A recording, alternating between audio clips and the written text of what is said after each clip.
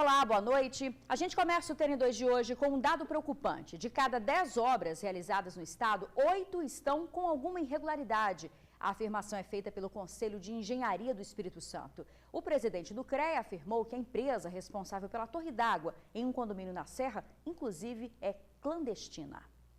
Depois de fiscalizar mais de 200 obras públicas e privadas por todo o estado, o Conselho Regional de Engenharia e Agronomia do Espírito Santo constatou que 85% das obras apresentam algum tipo de irregularidade. A maioria dos problemas que são feitas obras por empresas não devidamente registradas no CREA, que não têm a participação do profissional devidamente habilitado. Nós temos um problema seríssimo com relação a materiais que são produzidos clandestinamente no nosso estado e fora do nosso estado. No caso da caixa d'água do condomínio Cancún Top Life em São Diogo 2, na Serra, o CREA não descarta a possibilidade da torre desabar. O presidente do conselho concluiu que a empresa que fez a estrutura trabalhou de forma clandestina. Que uma empresa que não é devidamente registrada no CREA, que ela apresenta um material que não condiz com as especificações, que é uma empresa que na hora de estar aí presente para dar a devida assistência técnica também não o fez, nem durante o período de garantia. Já se tinha um laudo devidamente registrado profissional, devidamente habilitado aqui no CREA, mostrando as irregularidades. Já no caso dos estrondos do condomínio residencial Vila Velha, em Jabaeté, o problema fiscalizado pelo órgão foi a quantidade de empresas que tocaram a construção até que ela fosse concluída. 3 empresas, uma empresa de São Paulo, uma empresa da Bahia, que fez o primeiro projeto, e 2 empresas do estado de Espírito Santo. Uma obra com péssima qualidade dos seus materiais, uma obra que de fato não garante à sociedade o seu sonho, que não foi e não consegue ser realizado exatamente por essa irresponsabilidade. O presidente do Conselho de Engenharia também fez duras críticas ao material utilizado na obra. Estão forçando a barra para que os moradores voltem, porque daqui a 15 dias acaba a garantia. Nós não vamos deixar de continuar fiscalizando, certo? Tecnicamente essas obras, para que os moradores não percam os seus legítimos direitos. Ainda de acordo com o CREA, os problemas em relação às obras públicas começam ainda na fase de licitação e contratação da empresa responsável pela obra. É um absurdo que a gente tem visto por aí, muitas obras sendo feitas por empresas laranjas, inclusive vindas de outros estados, não é? Tirando o mercado de trabalho dos nossos colegas aqui, das nossas empresas aqui e prestando um péssimo serviço à sociedade. Um dos casos foi a reforma do terminal de Itaparica, em Vila Velha, uma obra que custou 12 milhões de reais e uma semana após a inauguração já apresentou uma série de problemas. Nós continuamos a fiscalizar e, de fato, eu acredito que em muito pouco tempo a questão de Itaparica estará resolvida. O CREA afirmou ainda que um dos maiores problemas enfrentados pelo estado são as obras que estão paradas, tanto as públicas como as particulares. Um exemplo é o Cais das Artes, na Enseada do Suá, que começou em 2010 com um investimento de quase 140 milhões de reais, mas que está paralisada desde 2015. Nós vamos começar uma operação nesse final de mês, início do mês que vem, em cima das obras públicas e privadas paradas, que também trazem risco à sociedade e muitas vezes prejuízo. Com certeza. Olha, gente, um pastor foi preso em Guarapari suspeito de abusar de crianças. Na casa dele, na Praia do Morro, a polícia apreendeu computadores, agendas e pendrives.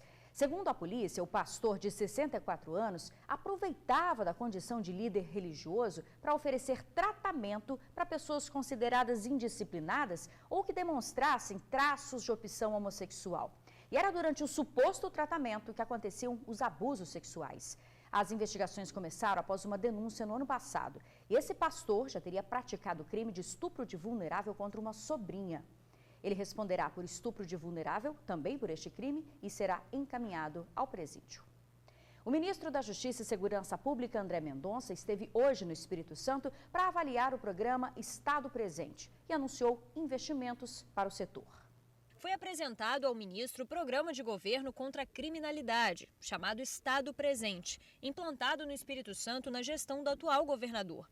Na avaliação do ministro, o programa pode servir de modelo para outros estados. Dos estados em que visitei, pude ver nessa penitenciária um modelo bastante bom, comparativamente aos demais estados da federação. Registro aqui meus parabéns ao estado do Espírito Santo por essa política pública dentro do sistema penitenciário.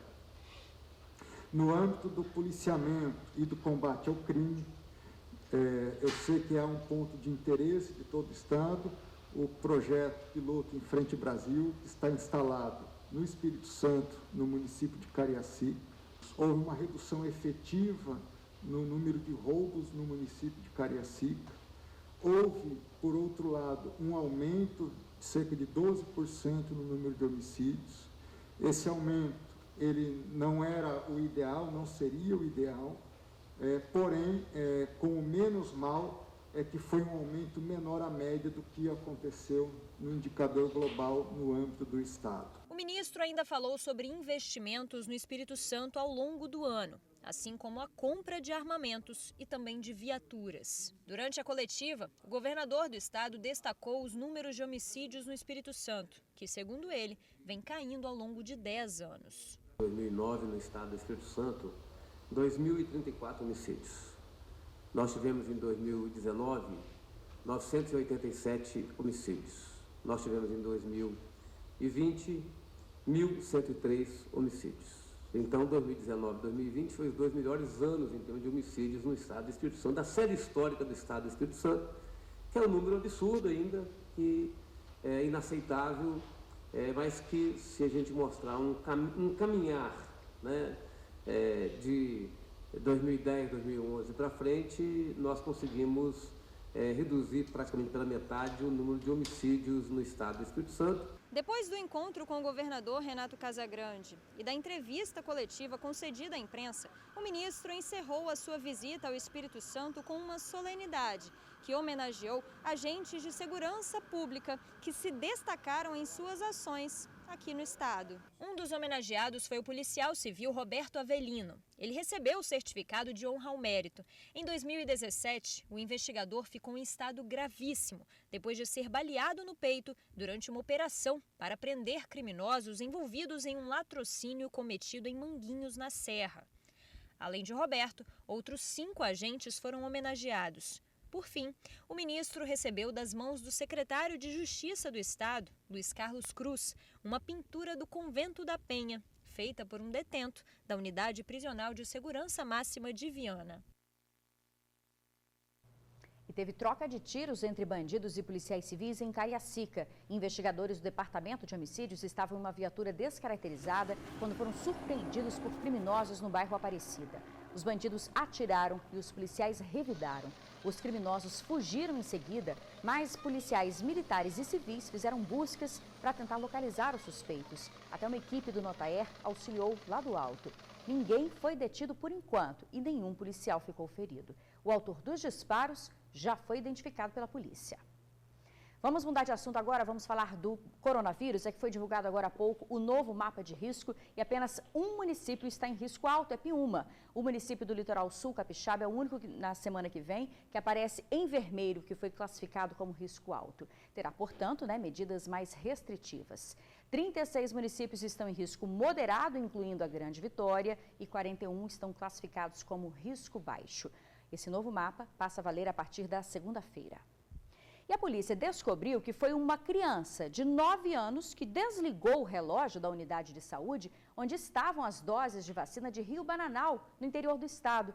O desligamento da energia fez com que a cidade perdesse todas as doses de vacina contra a Covid-19 disponíveis, além de outros imunizantes e medicamentos. Inicialmente, a prefeitura suspeitava que o ato tivesse sido praticado por vândalos. Mas o delegado responsável pela investigação deu detalhes de como chegou a essa conclusão. Pelo depoimento das pessoas que prestaram no local, nós conseguimos delimitar um horário em que o relógio foi desligado. A partir daí, pelos exames das câmeras, nós percebemos que uma criança de apenas 9 anos de idade, brincando no local, ele acabou subindo em um banco, no local, em frente ao relógio, tem um banco de praça. E essa criança acabou subindo nesse banco de praça, curioso, porque uma lâmpada vermelha dentro do relógio ficava piscando o tempo todo. Ele acabou desligando o relógio para tentar apagar essa lâmpadazinha que ficava piscando. Desligando o relógio, apagando a lâmpada, ele voltou para as brincadeiras normalmente. Ou seja, uma brincadeira de criança inocente que acabou gerando todo esse problema. Só que o que estava escrito no relógio, uma palavra escrita corona em cima do relógio, a gente também descobriu que foi a irmã dessa criança, outra criança de apenas menos de 12 anos de idade, que há 2 semanas atrás escreveu essa palavra em cima do relógio. Pois é. O inquérito agora será enviado ao Ministério Público e ao Conselho Tutelar. Sobre as doses, a Secretaria de Estado da Saúde diz que iria repor as vacinas, já que havia uma quantidade de reserva. E o ministro da Saúde, Eduardo Pazuello, afirmou que os professores devem ser vacinados até o final de março. Em reunião com os prefeitos hoje, o ministro afirmou que vai alterar o cronograma de vacinação para imunizar os professores mais cedo. O pedido foi feito para que seja possível retomar as aulas presenciais com mais segurança. Segundo o ministro, mais doses de vacina serão distribuídas no país. 4.700.000 devem ser enviadas até o dia 28 de fevereiro aos municípios. E outros lotes com 21 milhões de doses em março. O Ministério orientou também as prefeituras a não armazenar mais a segunda dose, pois elas estarão garantidas até a data da segunda aplicação. Vamos ver então, gente, como é que está a imunização aqui no estado. O vacinômetro aponta que até o momento 105.780 pessoas já tomaram a primeira dose. A novidade hoje é aqui nessa segunda dose aplicada, 4.329. Foi um salto na quantidade de pessoas, né, que foram imunizadas com a segunda dose. Por enquanto, a gente continua com a mesma remessa, 207.420 doses, só que mais doses já foram distribuídas de ontem para hoje, 176.730. Bom, vamos falar agora dos casos no estado. Nas últimas 24 horas, foram 1.634 novos casos de coronavírus, 23 pessoas perderam a vida de ontem para hoje.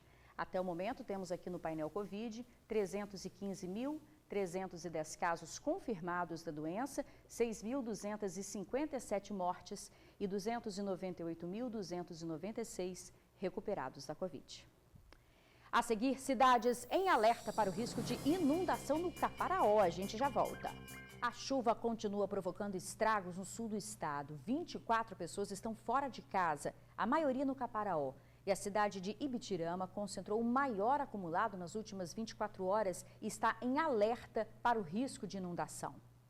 A força da água chama a atenção. As imagens registradas na Cachoeira da Fumaça em Alegre também assustam e dão a dimensão da chuva no Caparaó. Olha só a situação em São José do Calçado. A água inundou a rua de acesso à rodoviária da cidade. Em outro ponto, um muro caiu. Em Ibitirama, o rio está 4 metros acima do nível normal e já transbordou. A Defesa Civil está em alerta e monitora a região. Situação parecida em Apiacá. Moradores de pelo menos 3 bairros foram afetados com alagamentos depois que um córrego transbordou. A Defesa Civil monitora comunidades que foram atingidas com queda de barreiras e de árvores. Já em Cachoeiro de Itapemirim, uma árvore caiu perto de uma escadaria.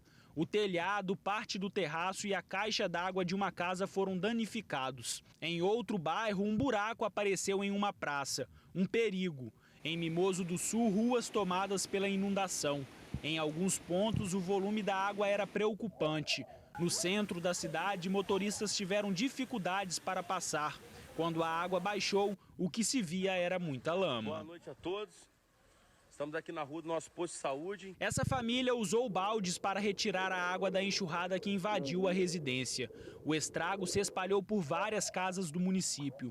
Muita gente perdeu móveis e eletrodomésticos. Santa Maria de Jetibá, estradas ficaram interditadas por conta da queda de árvores. Rio das Pedras. Desde o início da semana, a chuva vem provocando prejuízos em várias cidades capixabas. E o tempo deve continuar assim durante o final de semana. Pelo menos 3 alertas de risco alto de chuva, com possibilidades de queda de granizo, raios e vendavais, estão valendo para quase todo o estado. E olha só o que aconteceu no quintal da dona Elisete. Ficou assim depois que parte de um barranco cedeu no bairro Conquista, em Vitória. Eu vim aqui fora ver como que estava aqui, para poder, por causa do pé ali, né? Aquele toco que está ali. E cheguei a ver cair tudo. Há 2 anos, uma pedra rolou e uma casa vizinha também está em perigo, na beira do barranco.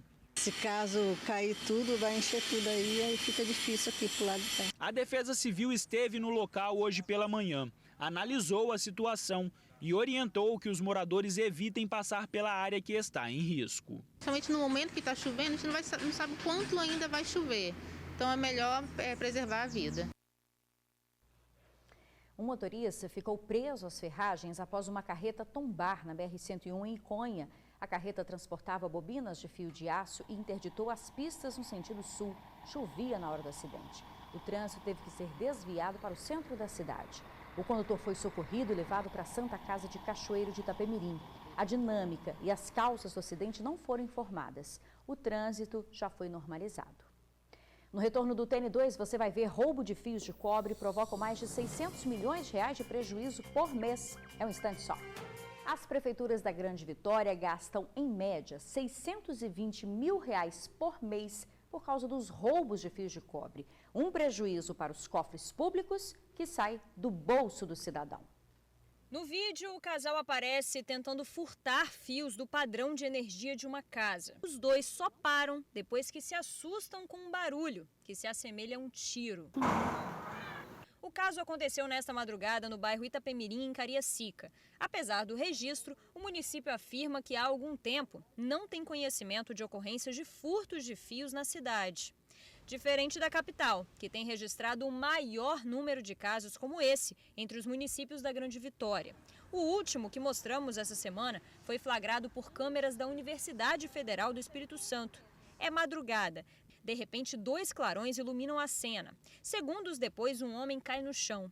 De acordo com a prefeitura, ele estava roubando fios no alto desse poste, que fica na Avenida Fernando Ferrari, quando levou uma descarga elétrica. Nós tínhamos uma incidência praticamente diária de furto, de fiação, os serviços eram interrompidos e agora com essa intensificação das ações, dessas diversas prisões que nós fizemos, tanto daqueles que estão subtraindo quanto dos receptadores, nós já sentimos uma redução nesse tipo de crime. Em Vila Velha, houve uma redução no número de casos de furtos de fios de janeiro para fevereiro. Nós conseguimos identificar do mês de janeiro, em comparação com janeiro e fevereiro, uma redução de 50% do número de fios que foram desviados, principalmente do nosso sistema semafórico, né? Roubos de fios, no geral, podem parecer inofensivos, mas quando falamos em estragos, o prejuízo é grande. Semáforos que param de funcionar, iluminação pública que fica comprometida,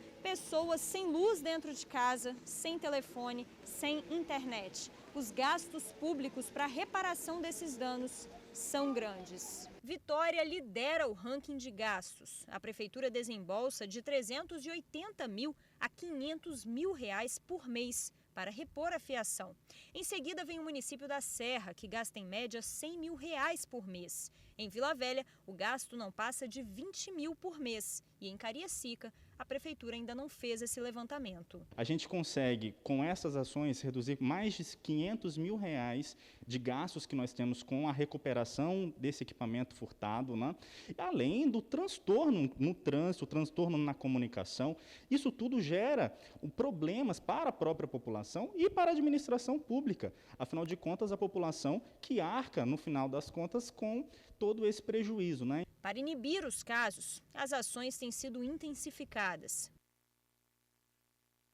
É um problema social que se torna um problema de segurança pública e também de economia. Tem que ser combatido mesmo, né? Bom, a gente fica por aqui. Muito obrigada pela sua companhia. Uma ótima noite, um bom final de semana. Até segunda-feira.